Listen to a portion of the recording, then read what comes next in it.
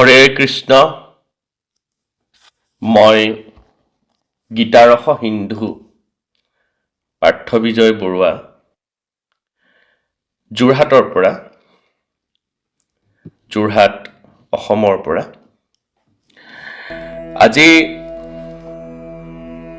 গীতাৰ প্ৰথম অধ্যায় অৰ্থাৎ বিষাদ যোগ, এই বিষাদ যোগৰ 20 সংখ্যক শ্লোকৰ পৰা মই গীতা পাঠ কৰিব লৈছোঁ। ইতিমধ্যে ইয়াৰ আগৰ শ্লোকত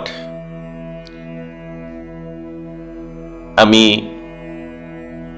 গম পাইছিলোঁ বা কোৱা হৈছিল যে কৃষ্ণ, অৰ্জুন, ভীম, যুধিষ্ঠিৰ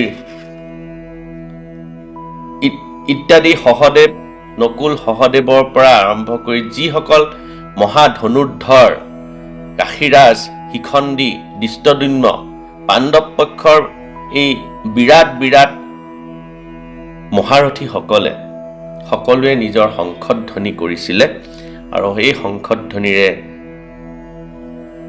আকাশ গুঞ্জৰিত কৰি তুলিছিলে আৰু শত্ৰু সেনা অৰ্থাৎ কৌৰৱ পক্ষৰ হৃদয়ত ভয়ৰ বা এক শব্দৰ ত্ৰাসৰ সৃষ্টি কৰিছিলে। এতিয়া জানো আহক 20 সংখ্যক শ্লোকত কি কৈছে। বিশেষকৈ অৰ্জুনে শ্ৰীকৃষ্ণক কি বুলি কৈছে এয়া আমি জানো আহক।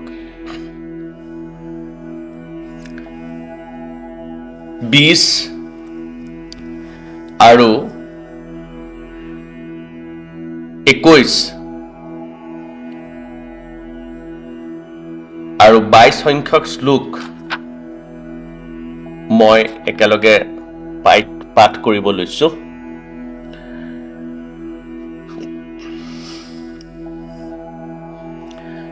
অথ ব্যৱস্থিতান দৃষ্টান ধাৰ্তৰাষ্ট্ৰান কপিধ্বজ পবিত্ৰে শস্ত্ৰ সম্পাদে ধনুৰুদ্যম্য পাণ্ডৱঃ ঋষিকেশং তদা বাক্য মিদমাহ মহীপতে সেনয়োৰু ভয়োৰ্মধ্যে ৰথং স্থাপয় মেহস্যুতঃ यावदेतान निरीक्षेऽहं युद्धकामान वस्थितान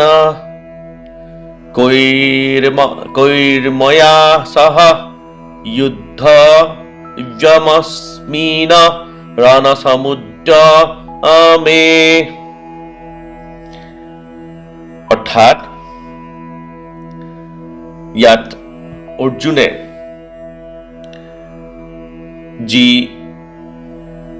যিজন অৰ্জুন হনুমানৰ ছবি সম্বলিত পতাকাযুক্ত ৰথত উঠি আছে। হনুমান অৰ্জুনৰ ৰথত অৱস্থিত আছিলে। অকণমান এই বিষয়ে কওঁ যে কুৰুক্ষেত্ৰ যুদ্ধ আৰম্ভ হোৱাৰ আগতে শ্ৰীকৃষ্ণৰ নিৰ্দেশত অৰ্জুন হনুমানৰ কাষ চাপিছিলে এই যুদ্ধত সহায় কৰিবৰ বাবে, আৰু হনুমানে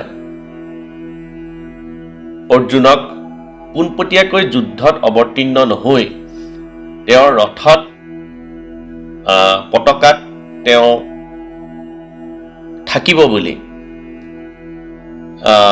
আৰু অৰ্জুনক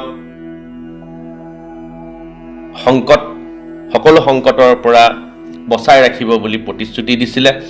আৰু সেয়েহে হনুমান অৰ্জুনৰ ৰথৰ পতাকাত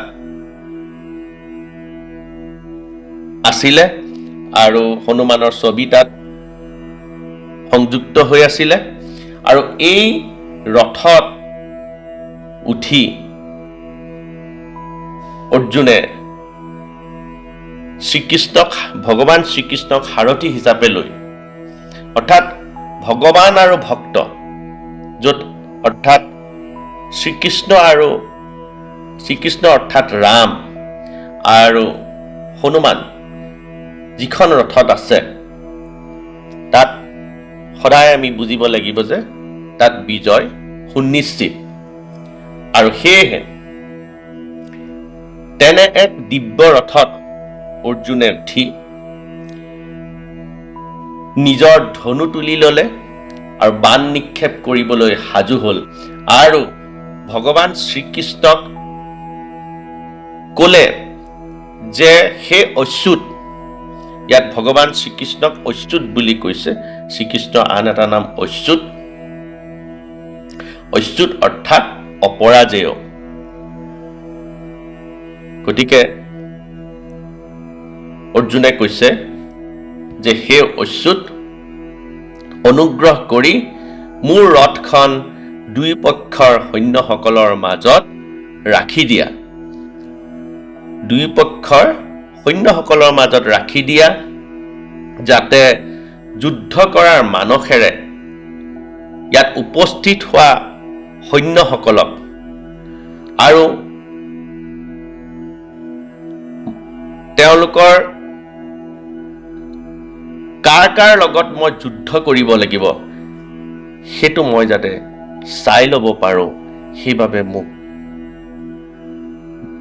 দুই পক্ষৰ সৈন্যৰ মাজত মোৰ ৰথখন লৈ বলা হে কৃষ্ণ, হে অচ্যুত, মোক তাত ৰখাই দিয়া বুলি অৰ্জুনে শ্ৰীকৃষ্ণক কথাষাৰ ক'লে।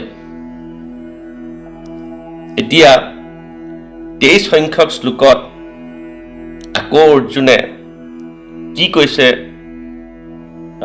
ভগৱান শ্ৰীকৃষ্ণক সেয়া জানো আহক।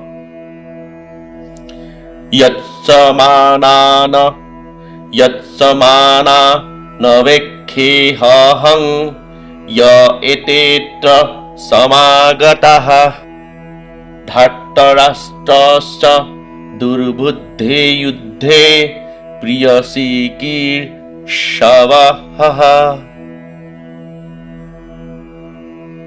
অৰ্থাৎ ইয়াত অৰ্জুনে ধৃতৰাষ্ট্ৰৰ পুত্ৰ দুৰ্যোধনক দুৰ্বুদ্ধি বুলি কৈছে। দুৰ্বুদ্ধে যুদ্ধে অৰ্থাৎ দুৰ্বুদ্ধি সম্পন্ন, আৰু এই দুৰ্বুদ্ধি সম্পন্ন দুৰ্যোধনৰ লগ দিবলৈ যিসকল যোদ্ধা ইয়াত উপস্থিত হৈছেহি, ইয়াত সমবেত হৈছেহি, এই কুৰুক্ষেত্ৰ যুদ্ধত সমবেত হৈছেহি, তেওঁলোকনো কোন মই চাই লওঁ এবাৰ ভালদৰে বুলি অৰ্জুনে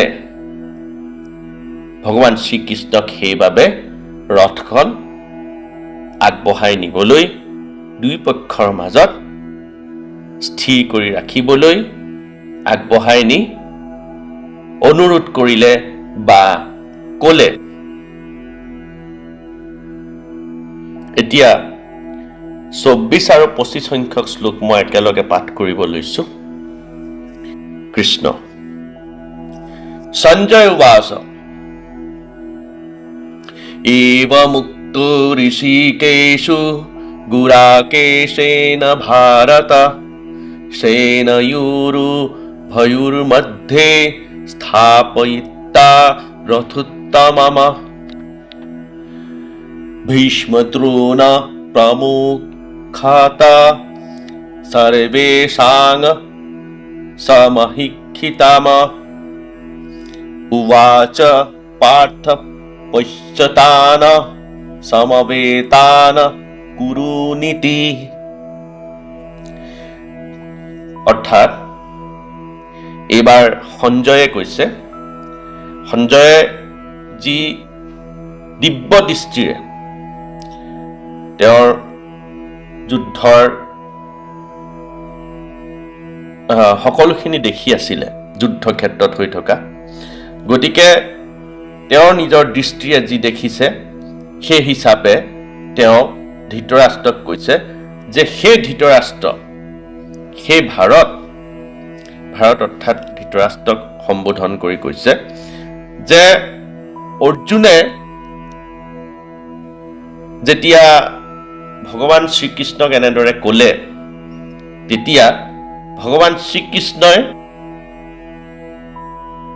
ৰথখন আগুৱাই নি উভয় সৈন্যদলৰ মাজত ৰখাই দিলে। আৰু অৰ্জুনক ক'লে যে হে পাৰ্থ মানে অৰ্জুনৰ আন এটা নাম। গতিকে হে পাৰ্থ, যুদ্ধক্ষেত্ৰত সমবেত হোৱা এই কৌৰৱসকলক ভালদৰে চাই লোৱা। ভীষ্ম, ভগৱানে শ্ৰীকৃষ্ণই ভীষ্ম, দ্ৰোণ আৰু আন যি মহাৰথী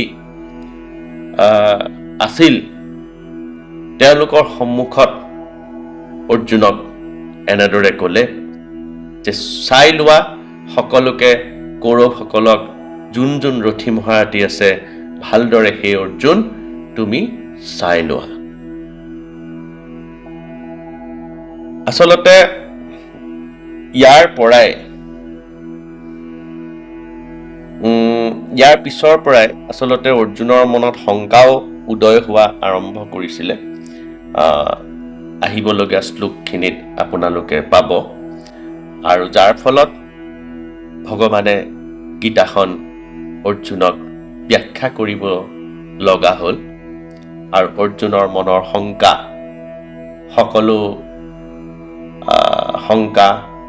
সকলোখিনি বেমেজালি তেওঁৰ মনৰ দূৰ কৰি অৰ্জুনৰ মন স্থিৰ কৰিবলৈ, গীতাখন ব্যাখ্যা কৰিবলৈ ভগৱান প্ৰস্তুত হৈছিল, ব্যাখ্যা কৰিছিল। ইমানতে আজি 25 সংখ্যক শ্লোকৰ সামৰণি হৈছে।